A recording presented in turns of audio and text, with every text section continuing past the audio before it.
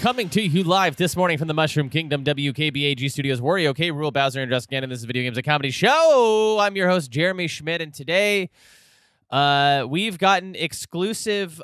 We've gotten the exclusive in with Illumination to pitch on the new upcoming Super Mario Brothers movie sequel. Folks, this is huge for Video Games a Comedy Show. We've never had anything like this happen to us before, but I guess they were taking a listen to our comedy and they thought these guys are gonna be would be great as to kind of come up with the story, come up with the beats, come up with the jokes for the new Mario Brothers movie.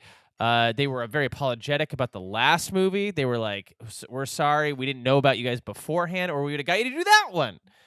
I have a pitch machine.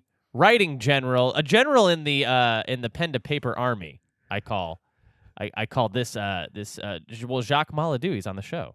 Reporting for duty, sir. Whoa! Wait! What? Something happens to my sound effects, and I just can't have. Okay, hold on 1 second. And. Now we can devour gods together. That's your sound effect for 2024. Could you even hear it? Yes, it sounded great. Great. Okay, I'm glad it came through. What do you think? Did I do love okay? It. Yeah. Little Frere Jacques with Rykard from Elden Ring. Buddy, you haven't been on the show since the year of our Lord 2024. I haven't talked to you at all about that Elden Ring news. I know. I'm so excited. I actually was in the middle of a new playthrough that I had started a couple weeks before. I'm currently in Caelid, but I'm so excited. I feel like it's just gonna be. It's the next Souls game. Dude, I know. Yeah, I bet you. Yeah, it seems like it's gonna be huge. It's gonna have all of the bells and whistles that usually come in these FromSoft DLCs, and maybe even more. I know. I can't wait. It's gonna be so hard. I'm kind of worried about, but it's gonna be I'm worried in like a titillated, excited way, I should say. But it's gonna be sick. You can't make a DLC that's not. I mean, they're charging $40 or whatever. It's gonna be. I'm sure it's gonna be like a 60-hour game. Oh yeah. I mean, I guess we can just get into what we've been playing. I'm up to my neck in Final Fantasy VII Rebirth right now. It is one of the best games I've ever played. I'm now like in that zone where I'm just like. At first I was like, I didn't want my heart to get broken. I approached it very cautiously, like I don't know about that, or this is cool, but we'll see if they can keep it up. You didn't want to rush into something and get too excited, only to be devastated. It makes sense. Exactly. And just like with relationships, when you get about 40 hours in, you really feel like you know. Dude, pop the question. Pop the question. Yeah, but it's great. But I'm excited. Like I know Elden Ring is on the horizon, and I am also looking forward to a replay where I'm gonna do a full mage class character, a magic user.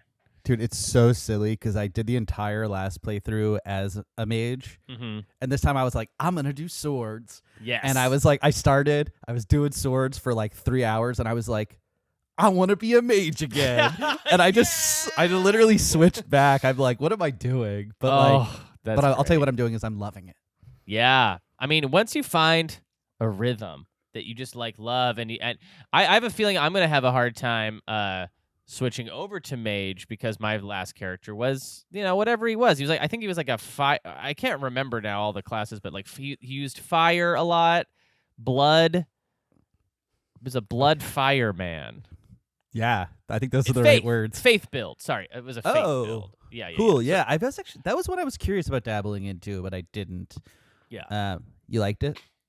Oh, well, I found that sword you get, the blood sword, where it's like you shoot like fire out of the ground, and anything it touches, it heals you. I don't know if you messed around with this sword before, but it's like the snake sword you get from Rykard. So it's like. Oh, cool. People who have never played the game are like, what the I guess it just sounds like regular video game talk. Like, yeah. you get the Fire snake sword. Yeah. Fire, blood, heal. Oh man, yeah, but it was great. I loved it. I'm kind of curious if I can take my original character into the DLC, even though I've beat the Elden Beast. You know what I mean? Yeah, I feel like they've told us nothing about how it's going to work. And I wonder if Yeah. it's just going to be super cryptic. It's like you have to find this one hut in the middle of Caelid, and if you enter there, you could join the DLC. Yeah. I have no idea. It'll, but I'm gonna start another character just in case because I want to, Sure. I want Of to. course. Yeah, they did mention Miyazaki did mention where you would enter the DLC. We know Oh, that he did. It's in the egg where yeah. where what's his name is the Yes. arm forget. guy, the guy with the arm, Yeah. the guy with Cool. the arm. Yeah. Say no more. Yes. Oh man, it's there's not a lot coming out this year either. So like, or that not that I know of. So it's exciting to get more Elden Ring. Yeah, Totally. Yeah. dude. Hell What else yeah. you been playing, huh? Dude, I'm on that Balatro tip. It's Okay. sweeping the nation. Yes, I've heard about this. Tell us everything because the show so far has not heard one tale of this game. Yeah, it's a roguelike deck builder based on poker hands. So it's like your turn is you'll draw 9 cards and you can play the classic poker hands like straights, flushes, royal flushes, pairs. But throughout the game you get points and you can upgrade your cards and you can upgrade your 8 to be like, ooh, you get 4 times the points with this card. You can upgrade flushes. You get a joker that makes it where you only need 4 cards of a suit to be a flush. You get like you're just constantly getting these weird variables where it like starts as poker, then it just like completely is just like a video game that's like a deck builder. Whoa. I'm kind of I'm curious as somebody who's also like I keep having to relearn the rules of poker. You know, would this game help me with that? Yes, it's a learning device. Yeah, it's a learning device. It's supposed to help people get into gambling. Yeah, because I mean I'm always going to Vegas. You know this. Yeah. about me. I'm always going. Yeah. And I'm Yeah. always ponying up to the table, and I'm having to ask the people in Hawaiian shirts around me, like, what are the rules again? How much should I? Yes. I'm always asking them, how much should I bet? And also, where's the Usher show? Yeah, that's what this game is doing to people. It's it's really fun though. The download is 76 megabytes. That's great. It's just That's so great. funny when you're like, Yeah. I'm gonna download this game and then it's done. Yeah, fits on Palm Pilots across the nation. Yeah, it's super fun. It's super addictive. The only thing I just hit a hitch, which is that like you can up the difficulty, and it just became a lot less fun. You know, where I was like, but do I just play the same difficulty where I'm gonna win more often? You know, but it's like I feel like Slay the Spire does a good job of the difficulty not like hurting the enjoyment of the mechanics. If that makes sense. It totally does. Yeah, I'm trying to figure out like, I mean, it's sort of a mystery to me, like why certain difficulty spikes are great in games or feel really nice, and then sometimes it just feels like you're hitting a wall and you hate it. Yeah, you're like, oh, this sucks now. Yeah, it just is not fun. It's like this weird thing that game designers have to get so right, which is So like right. you got to feel powerful, but you can't just trounce this enemy, you know? Yeah, I think in this case the problem is that like you buy upgrades based on how well you do, and the first difficulty upgrade gives you less money to buy things. So you just like you don't get to upgrade as much, which I think is like the most fun part of roguelikes. Yeah. So we'll see. Maybe maybe I'm just bad. Could just be that. So It's but anyway, fully possible, you know. yeah, it's really Yeah. fun though. That sounds great. I definitely feel like I want to check that out. Where are you playing it? Like, is it I mean, is it on Game Pass? Tell me it is. It's not on Game Pass yet. Frick! It sold like 500,000 copies its first week, which is Pretty like good. crazy for a game that was like, I think only a few people worked on, and like, Yeah.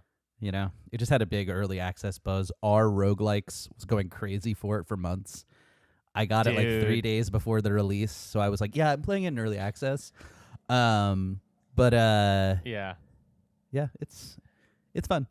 I remember the day too that our roguelikes changed from a Rogue from X-Men appreciation page to Yeah. There's still a few of those people hanging around. yeah, every 25 posts you get one that's just like, I still like her, you know. Yeah. In the middle of a post about like Slay the Spire or Hades. Yeah. Yeah. And they're reporting. They're like, I just reported every single post in this thread. Yeah.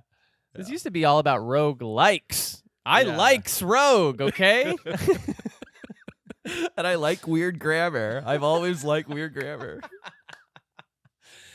Final Fantasy VII Rebirth is freaking.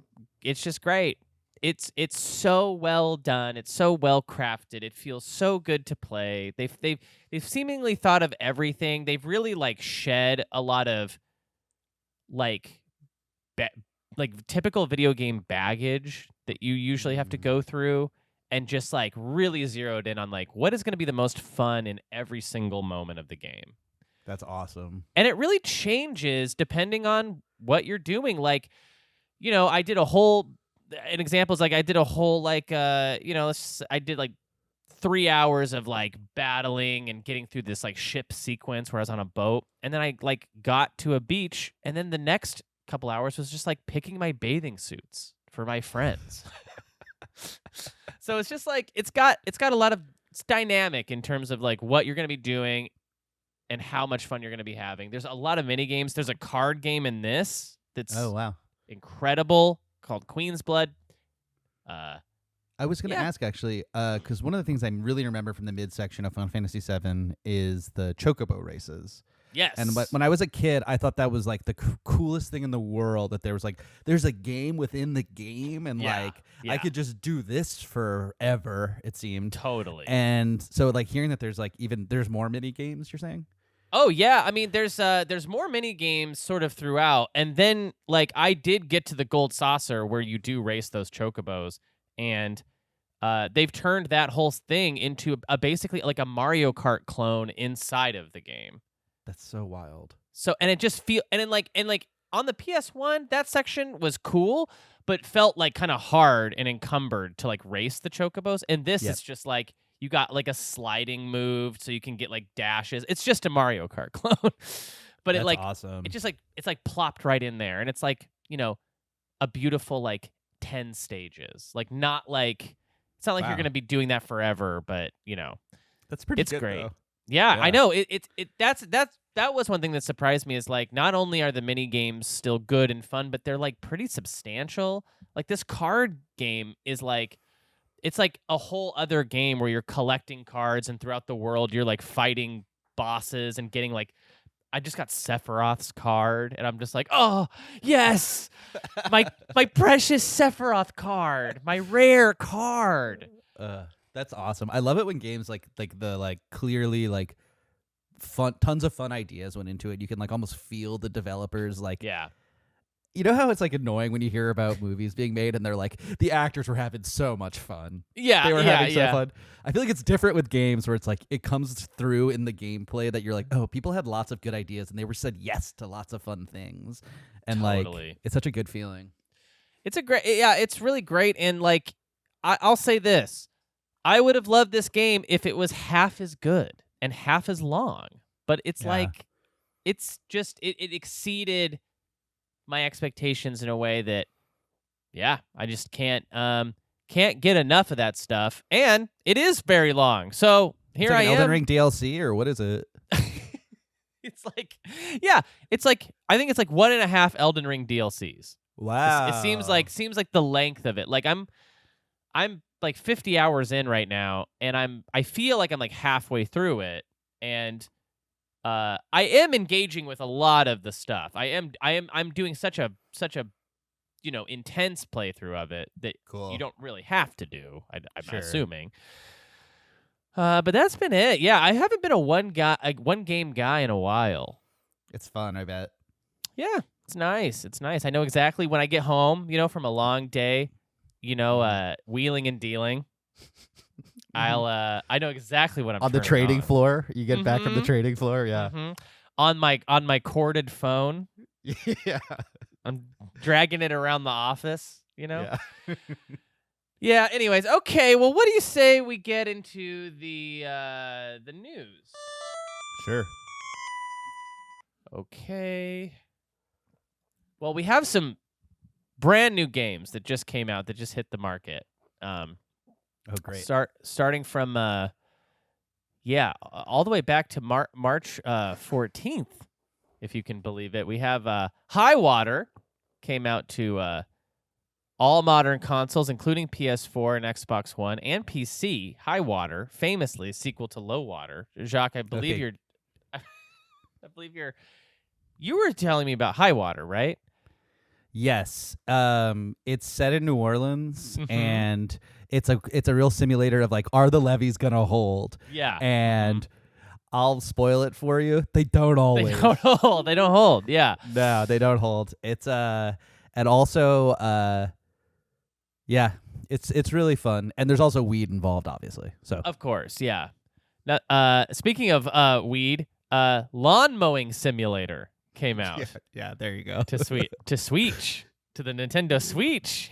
Yeah. Well, how boring are the simulators gonna get? I just want to know like how much it's like. Because the thing is, I don't know about you and lawn mowing, but like I don't associate it with being like that satisfying. I associate it with like tedious chore I had to do as a kid. Oh yeah, like a power washing simulator makes more sense than a Yes. lawn mowing simulator. Because to me. power washing it, like it feels like magic when you're using it. You're like, wow, I can't believe this works so well. Yeah. But lawn mowing, I'm just like, I just associate with being like hot Oh yeah. and like Mm-hmm. the smell. I don't know. Yeah. Yeah. I mean, there's definitely a. We had a big acre. We grew up on like an acre out in Texas, and we had like a riding lawnmower. Mm. And the method you would do is you would just do circles, and you could kind of see where you had gone before because of the circles, and it was still hot and still miserable. Yeah. So it never doing a riding lawnmower was cool Yeah. like 3 times, and then you're like, I don't want to do this no more. For sure. Lawn mowing simulator on Nintendo Switch. I heard the DLC is you get downgraded to a push mower. Terrible. Wow. Star Wars' Battlefront Classics Collection. Finally. Huge for us. Yeah. Yeah, Battlefront Collection. Now I never played these games growing up. I wasn't into the Battlefront games. Yeah. Are those the ones that are just like a first-person shooter, or is it? I think so. Yeah. I saw an article that was like, here's the reason why Star Wars Battlefront needs a remaster. And I was like, that doesn't seem true, and just kept scrolling. So I don't have anything to say about that, but I was like, I don't know about that. And just kept going. Yeah. What the Golf came out. That's supposed to be fun. I've heard of What the Golf.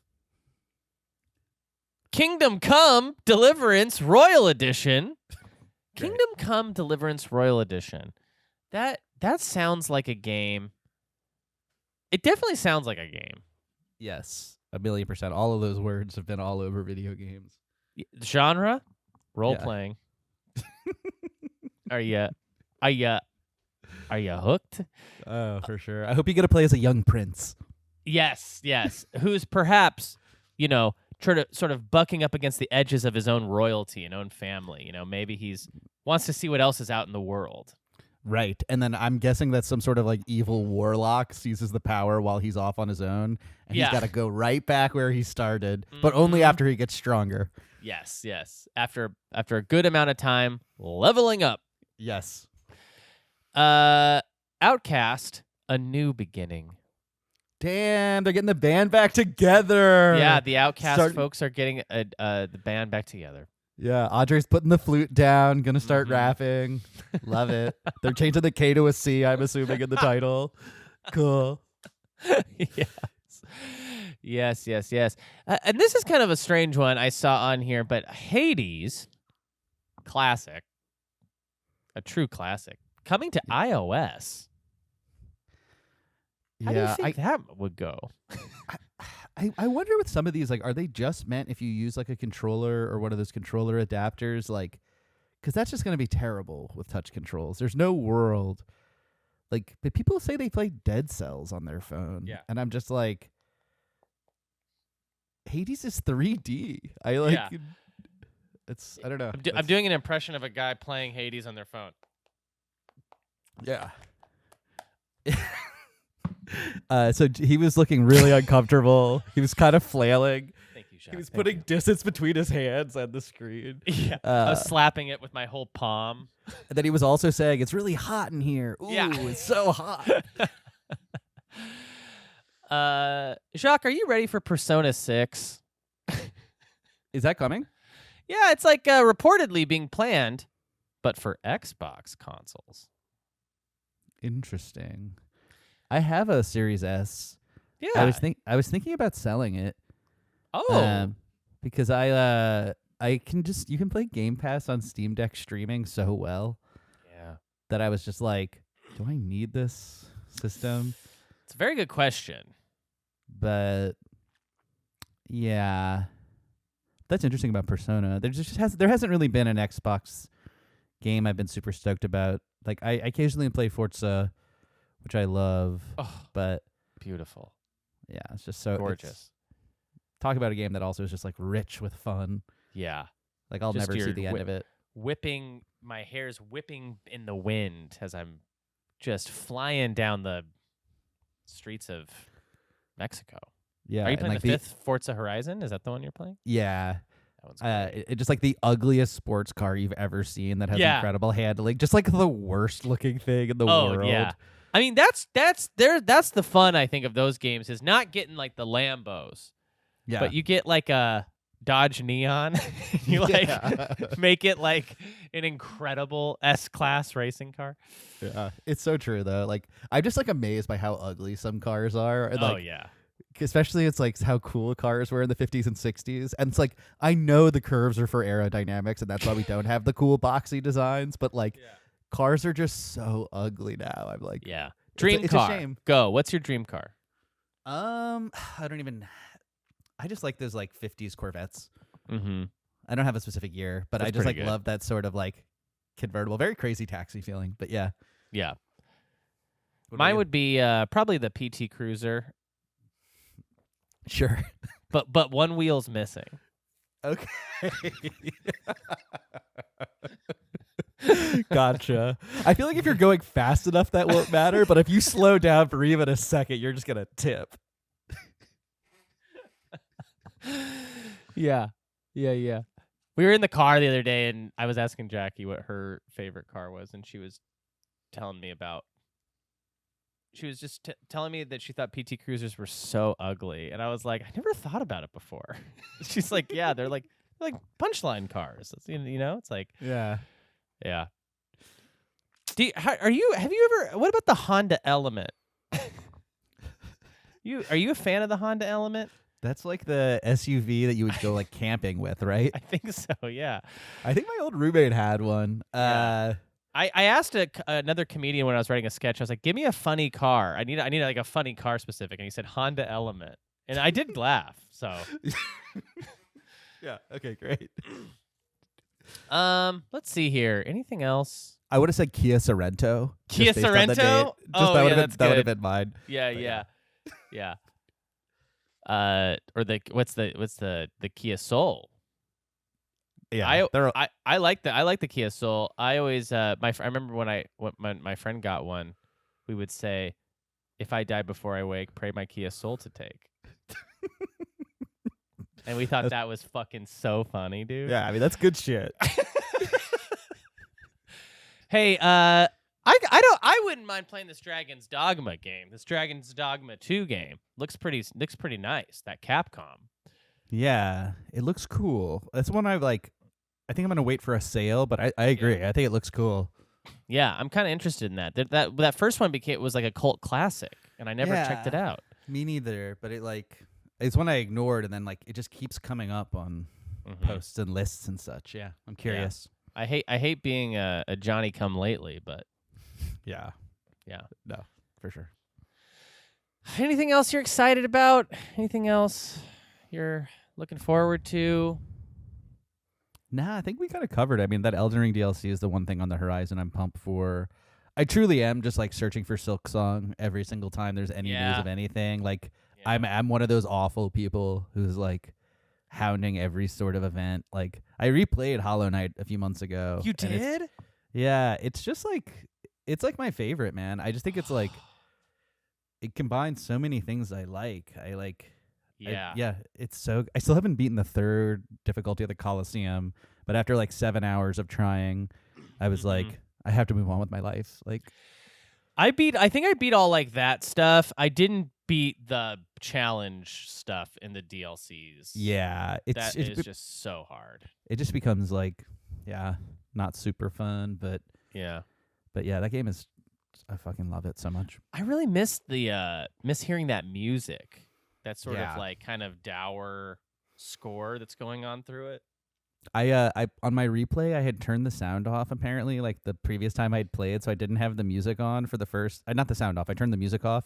So the first 10 hours I was like, wow, this is really avant-garde for them to not have music in this game. I don't even remember this. And then I like went and turned it on and I was like, oh, okay, cool. There it is. Yeah.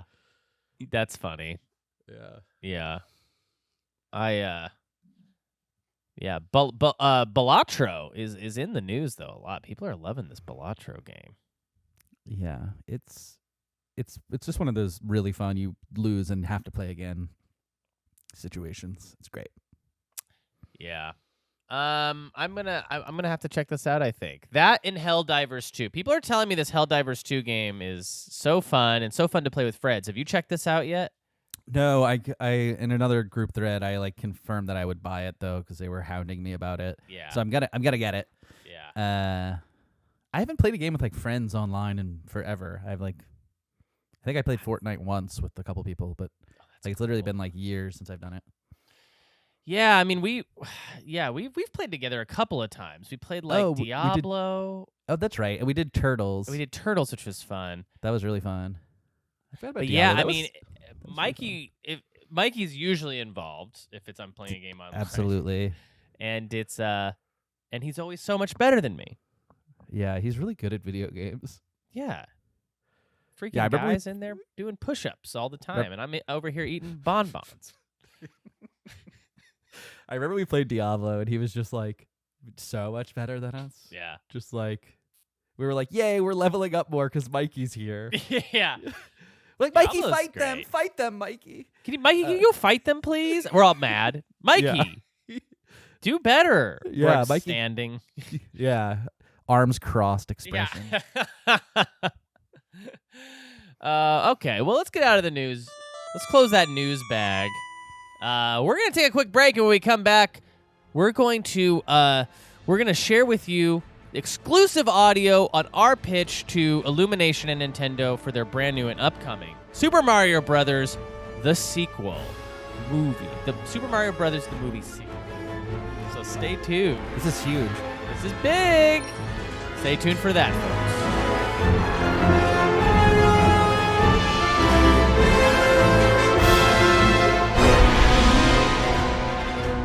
Welcome back to Video Games, a Comedy Show. I'm your host, Jeremy Schmidt, and today, Jacques and I are going to share with you our exclusive pitch meeting that we had with Illumination, for which they've decided to take, and this was what was crazy, Jacques. I mean, just to kind of decompress on this a little bit, they took every single one of our pitches. I know. It's so nuts. Like, some of these were like really left field, and I couldn't believe they went with it. Some of our pitches ended up contradicting themselves, and we kind of would like walk certain ones back and then do more, and then they just took them all, though. They took every single one. I know, and I was pitching personally like a lot of like Shane Gillis, like edgy sort of like, you know, pushing the envelope comedy, and they were like, "We love this for our kids' movie." Yeah, we love Shane. Well, Shane Gillis is for the parents. They kept saying. Yeah. Shane Gillis is for the parents. Yeah, you know how we gave nothing for the parents last time. If you were over 7, you didn't like it. This time, we're gonna really lead into that. Yeah. It was a lot, and I do remember that you were pitching just a lot of comedians from Shane Gillis's sort of like crew to like come in and be voices. So we're gonna hear all of that stuff here coming up. And so I guess I can just roll the tape, right? Let me just hold on. Let me roll the tape here. Let's see here. We gotta do this.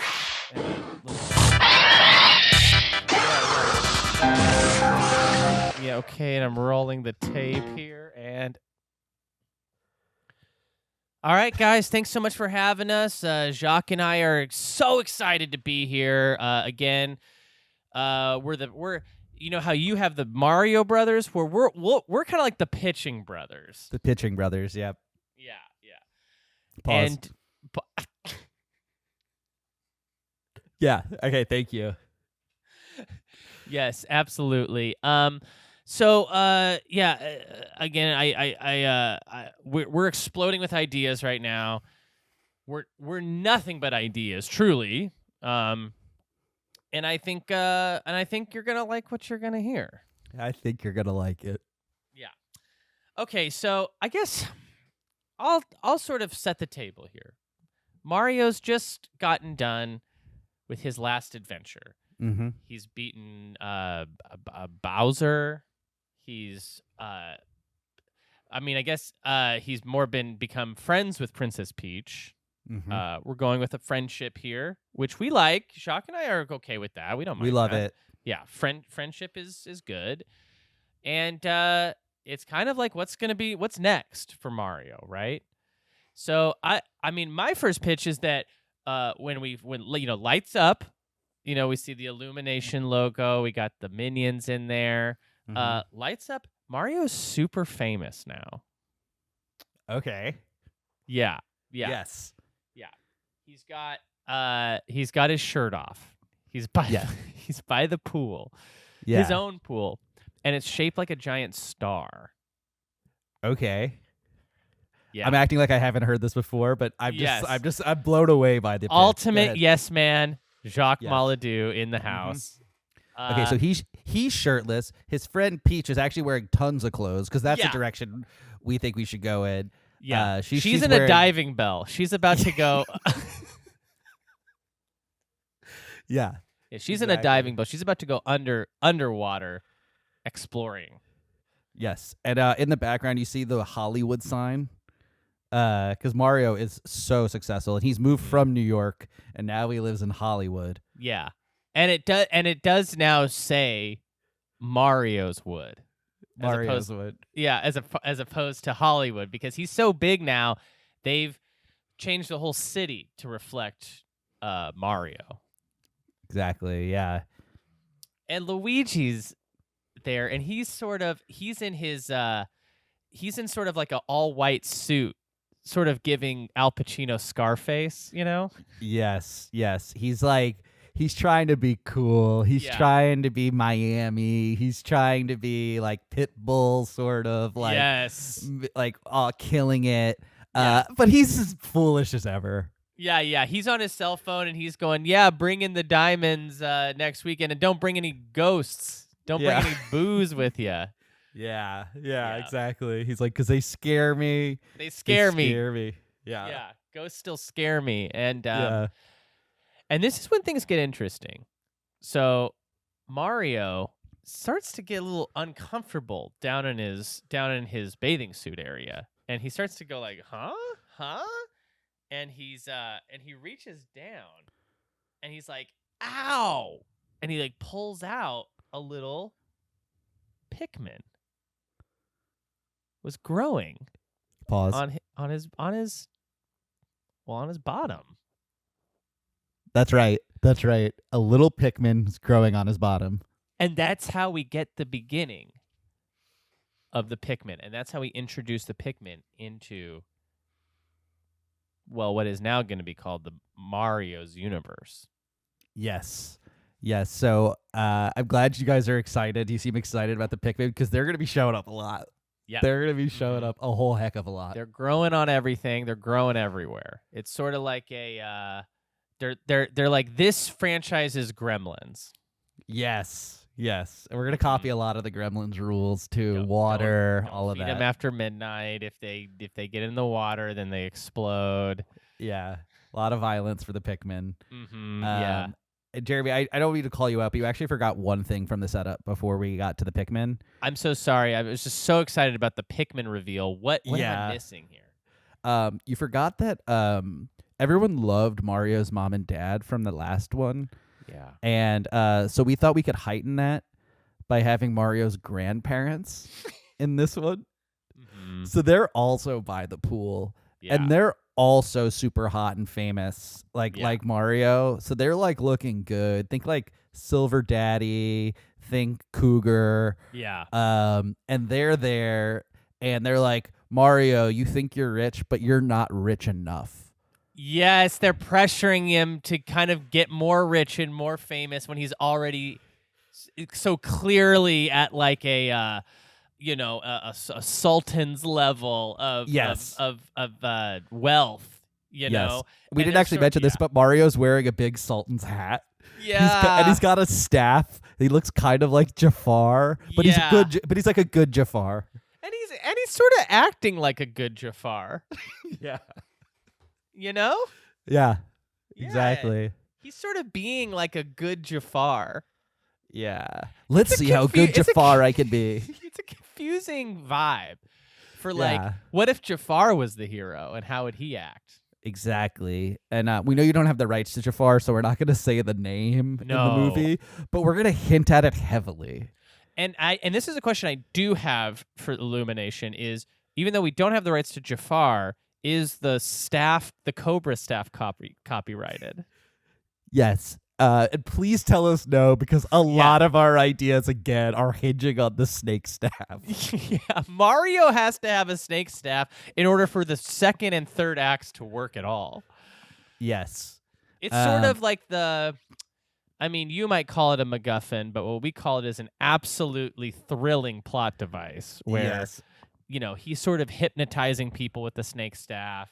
He's also, a lot of his comedy comes from banging the snake staff on the floor to emphasize his jokes and punchlines. Yeah, yes, exactly. Yeah. And not to get ahead of ourselves, but when he goes to the sand world, that his snake staff is going to come into play big time. Yeah, yeah. And it'll also make more sense there, too. Yeah. Yeah. Yeah. But y'all probably saw that coming. Yeah, yeah. If you didn't think that we were going to the desert world 2, you're absolutely wrong. In fact, all of the movie except for this scene takes place in the sand world. Yes, exactly. You remember The Mummy? There's a lot of that sort of feeling. Mm-hmm. Yeah. And so think about what The Mummy has, right? So it has those little creatures that get under your skin and they kind of go nuts under your skin and they eat you from the inside. Well, guess what? We've already revealed the Pikmin, and that's what they're going to be doing. They're going to be eating you from the inside. Yeah. They're the ultimate sort of evil in this world now, is these Pikmin. And they kind of get inside of you, and they run around, and they eat you from the inside. And it's I'll say this, the concept art that we had drawn up for it is horrible. Yeah. Yeah. Yes. And you're probably wondering, I'm sorry to keep assuming what you're thinking, but you're probably wondering, how did these Pikmin get so evil? Yeah. And I think you can probably guess who's behind the evil of the Pikmin. Mm-hmm.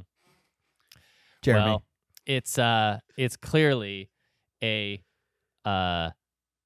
it's so very clearly has to be Wario. It's Wario. It's Wario. And what he found when he was digging in the dirt is he found a crystal that sort of commands the Pikmin, that rules the Pikmin. And you might be thinking, this doesn't quite make sense, or we're not even sure what Pikmin are. And all I have to say about this is Wario is voiced by Shane Gillis. It is a big part of the movie. Yeah, it's a deal breaker for us. Go ahead, Jeremy. Sorry. Yeah, it's a deal breaker for us. Just in general. Yeah. Yeah. Just know that anything around this, negotiating any part of this, is a deal breaker. Yeah.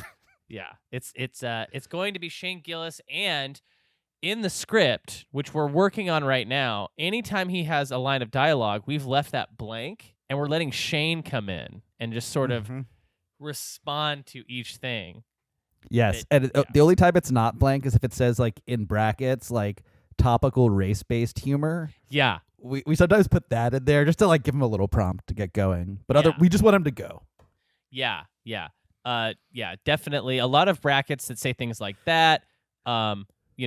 Insert being on the spectrum joke here. Things like that. A lot of stuff like that. Yeah. And Shane and what we know about Shane is that he'll hit it out of the park like he did recently in front of everybody on live TV.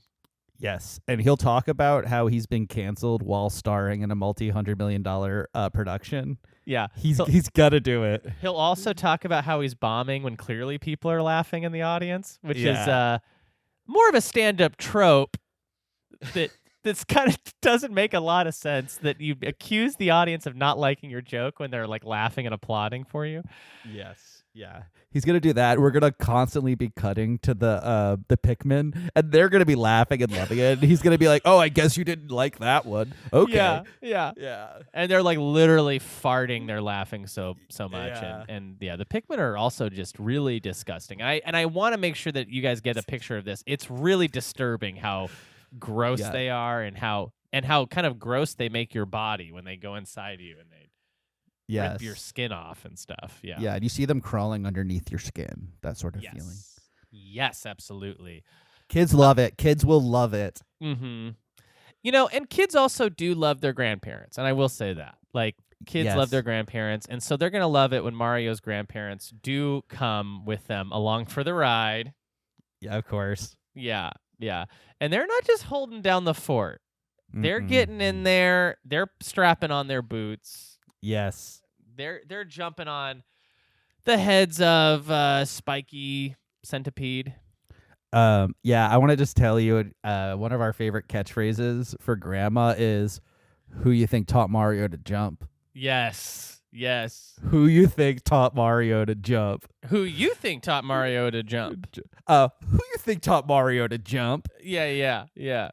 And it's not clear where she's from, but right. It's very clear by the number of times she says it that she's the one who taught Mario to jump. Yeah, that we know. And then actually, I'm sorry to cut you off, Jeremy, but then Grandpa says his catchphrase, and who you think taught Mario to dance, and then he starts cutting a rug, and he just starts dancing like mad. It's so fun. We didn't get a good enough dance sequence in the first movie. I don't remember one at all. No, me neither. I mean, look, the dance in this is going to be pretty powerful. It's going to rival the Bowser song we got in the first movie. Yeah, it's very post-Bollywood, what we're pitching here. Yeah. And you're going to get, obviously, a dance in the beginning. That's how we open. You're going to get, obviously, a dance at the end. That's how we close. Right. And then you're also going to get a midway dance, but it's after Luigi does pass away. And so it is a sort of mid-movie sad dance. It's like the Oscars in Memoriam ballet that happened in front of the screen. It's going to be exactly like that, but with like Luigi pictures in the background that you can't really see. Yes, that's exactly right. Luigi is going to we're going to have a full in memoriam for Luigi a la the Oscars. And we're going to learn a lot about Luigi's life during this sequence. Like that he was in The Great Escape. That he was an editor on All About Eve. Yep. Yeah. There was somebody, this is sort of a tangent, so sorry, this isn't quite a pitch. I just want to like front load this with that. But there was a part of the Oscars in memoriam where one person just said sales manager underneath. Yeah. And me and my wife were both like, sales manager. Yeah. Yeah. I saw that. That's pretty good. So you were such a good sales manager. You ended up in the Oscars in memoriam. Yeah. So obviously we're gonna put Luigi was also a sales manager Yes, on something. and he was too. And we will see a brief scene of that where he is sort of Wolf of Wall Street style. You know, he's got his bullpen of guys. You know. Yeah. Yeah. For sure. Right. Now we haven't gotten to any of the controversial stuff, so I wanted to make just kind of brace everybody for that. We are going to kind of go in a little bit of a what might you say, like a little bit of a almost blasphemous sort of direction. I think that's exactly right. Sacrilegious, heretical. Yeah. Heretical for sure. At one point after, you know, a long journey, a long trek, Mario will sort of stumble upon a small little green sort of foresty grove, and he's walking with his cane, his snake cane, and he's got his full Sultan gear on, and he sort of walks through this grove, and he notices out in the distance, and this is sort of, you know, the what you might call the belly of the beast moment. The belly of the beast, yeah. His hero's journey. He finds a sword, like sort of stuck in a stone, and he will, at this point in the film, sort of shed his cane and pull out the sword. And at this point, we reveal that Mario is Zelda. Yep, and you heard right. Not Link. Mario is Zelda. Mario actually is Zelda. And he's Zelda. And he's been that way the whole time. Yes, exactly. Mm-hmm. And you look a little closer at Wario, and you see that, like, is he Ganon? It's not, but you don't know that yet. But we just give a little quick hint, and we're like, is Wario Ganon? But then you do cut to Grandpa, and you notice that, like, Grandpa is like this elven creature this whole time that you're like, oh, right, that makes sense now. Yes, yeah. It's sort of all coming together, and it's sort of uniting the Mario franchises in one. The Mario franchise of Pikmin, the Mario franchise of Zelda. They're all there. Yes. Yeah. So then we spend a little bit more time in that forest. Zelda, which now what the character's name is, is plodding around. She's like trying on her chic suit. She's like, who am I? She's not sure. Yeah. She's like, am I Mario? Am I Zelda? Am I Sheik? And it seems like there's no way that she is going to be able to pull it together. Yeah, and it is through song that we do get through the end of this sequence, where sort of in the same sort of tone as like, am I a Muppet or a man from the Muppet movie? It's sort of like, am I a Mario? Am I a Zelda? Am I a Sheik? Yes. And we realize that, well, much like in life, you have to use the powers of all three. Exactly. To kind of get through this. This is where we were coming from with the heretical thing. Yeah. Where Mario says, this is the Holy Trinity. Mm-hmm. Mario, Zelda, Sheik. Yes. And together they're powerful. Mm-hmm. Separately, they're still powerful, but like not quite as much. Right. And Mario, Zelda, Sheik. Which is what all the characters are now going to refer to him as Mario, Zelda, Sheik. Mario, Zelda, Sheik. Mario, Zelda, Sheik.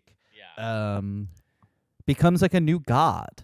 Yeah, yeah. Sort of like, and it's horrible. It's horrible. Yeah. It's sort of a Lovecraftian thing where it's sort of staring into the abyss, you know, kind of. Yeah. A lot of eyes, a lot of tentacles.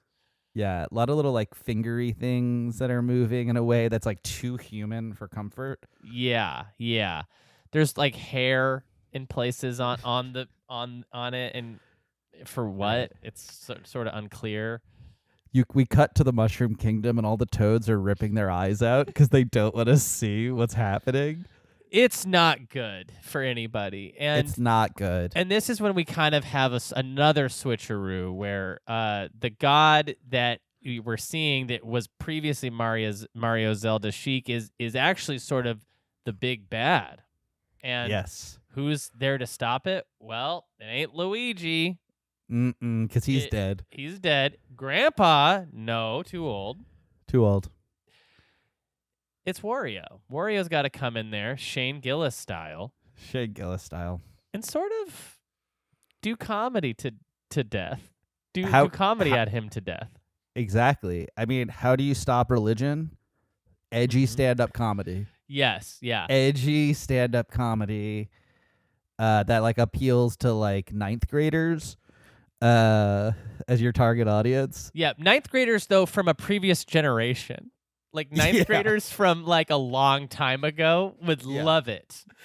Definitely. Ninth graders of today hate it. Oh yeah, they don't want that at all. They think that sucks. But ninth graders from the 90s are thinking this is cool. Yeah. Yeah, which is why also a deal breaker for us is that this movie has to come out in 1999. And that is sort of our final pitch here is that we do release this 25 years ago. Yes, and we're not saying we changed the release of the original Mario movie. Obviously, that was such a smash hit. Right. So we're saying that we want this one to come out in 1999, and people will get it. And we're saying the newer one is a prequel. Yes, exactly. And that this one that we're releasing in 1999 is, in fact, the sequel. Yes. Yeah. And if we can't do all of that stuff, we're going to be so fucking pissed. Yeah, we'll be so mad. I know you don't usually end a pitch meeting by telling the people that if this doesn't happen, you're going to be fucking pissed. Yes. But we'll be so fucking mad. Yeah. We'll be so fucking mad, and you'll never fucking hear from us again. You'll never hear from us again. I'm almost getting mad right now just thinking about how fucking mad I would be. Yeah. We're going to cut you guys off. We're going to cut Illumination off. Yeah. You guys are going to be without us forever. You'll never hear from us again. You'll never see us or hear from us again or hear any of our other pitches that we have, because this isn't the only movie. We have a whole MCU, Mario Cinematic Universe. Hello. It was already there. Yep. It was already in the zeitgeist. We have a whole thing planned out where we're going to do the Star Fox movie. Yep. We're going to do the Nicolas Cage stars in the Star Tropics movie. We're going to do F-Zero. We do the F-Zero movie. Yeah. Yes, exactly. F-Zero to Hero. All right, I would like to leave you with one final pitch from me. Yes. Not to speak for Jeremy.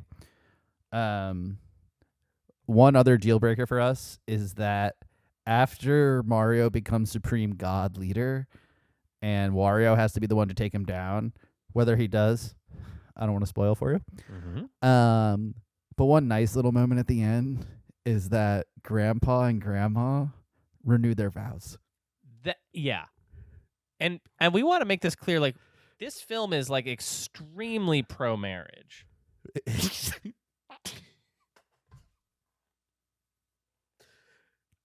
Not civil unions.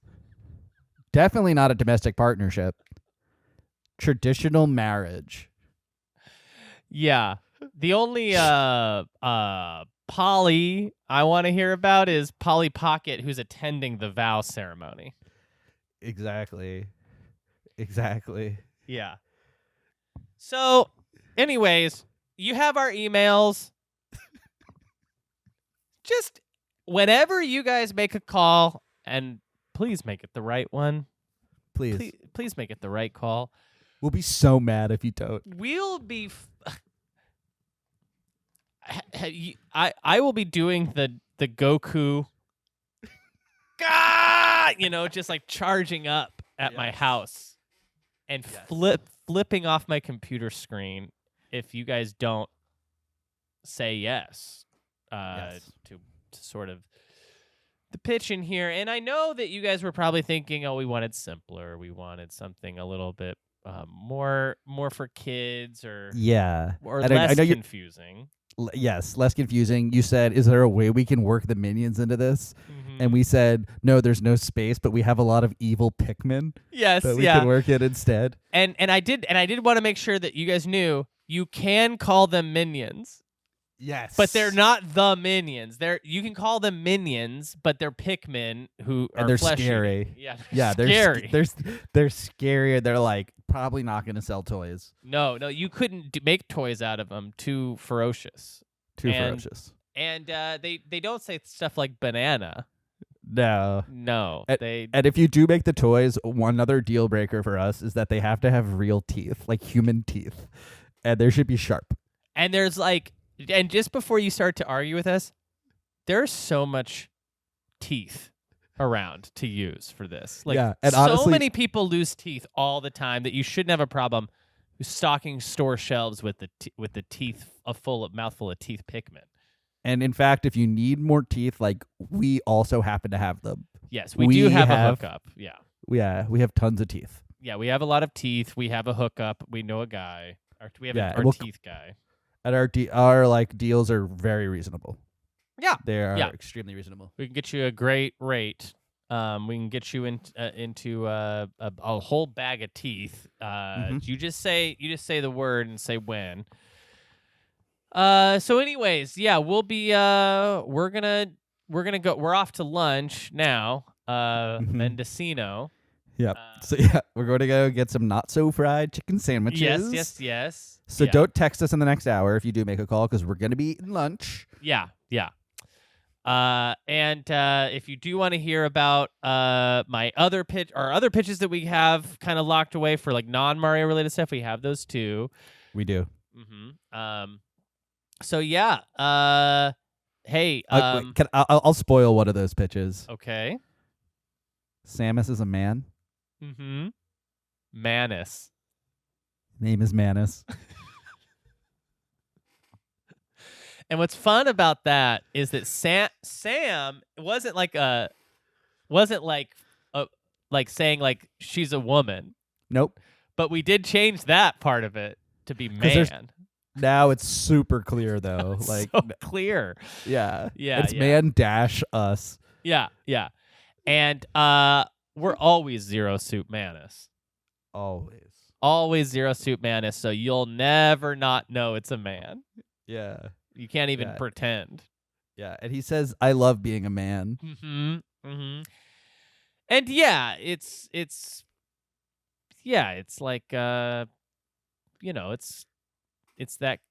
comedian. Well, I mean, if we gotta spoil it, if it helps sell the idea, it's also Shane Gillis. It's Shane Gillis. Yeah. And he gets to play sort of multiple, sort of like the Eddie Murphy of this universe, I think, where he's kind of coming in and doing a lot of different folks. And Manus is going to show up in the third Mario movie, but we don't want to get ahead of ourselves. Yeah, we won't get ahead of ourselves. So, we're selling the farm here. It's all up for grabs, whatever you guys want to take. Anyways, thank you, folks. Thank you so much. Thank you for the water. Thank you so much, guys. I'm sorry I spilled it. I'm sorry I spilled it all over my chair. I didn't mean to. Hopefully this wasn't expensive. Wow. And that was it. I can't believe how good the audio came through in that. That was great, because that was just my cell phone on the table, and I was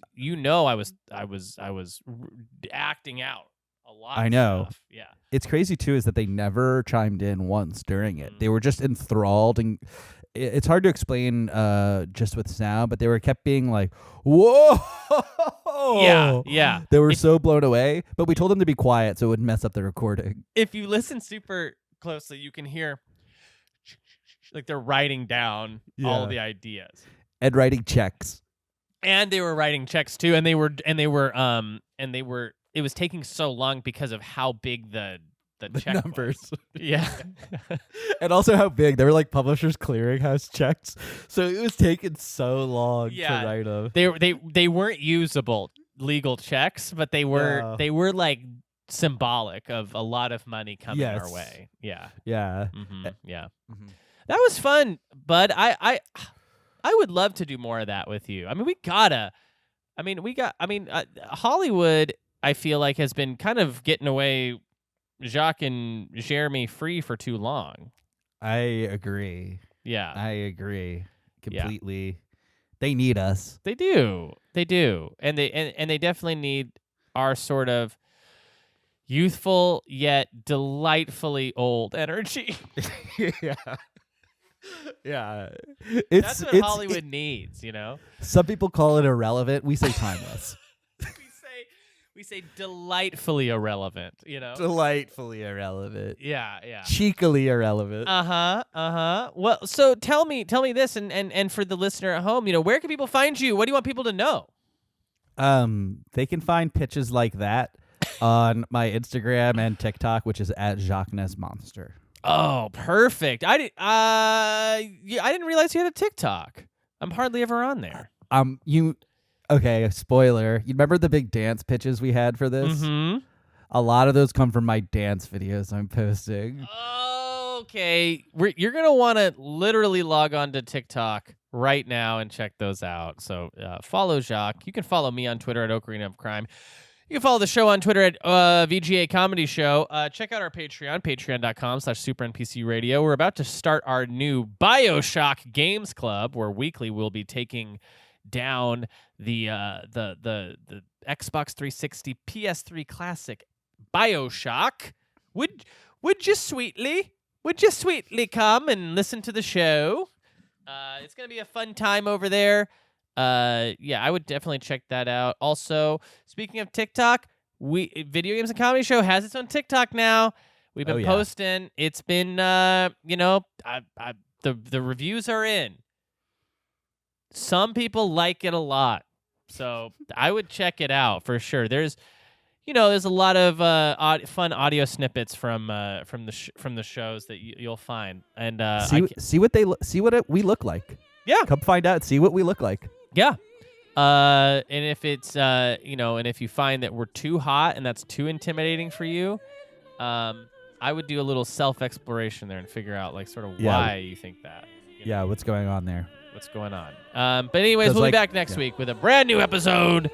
Bye-bye. Bye.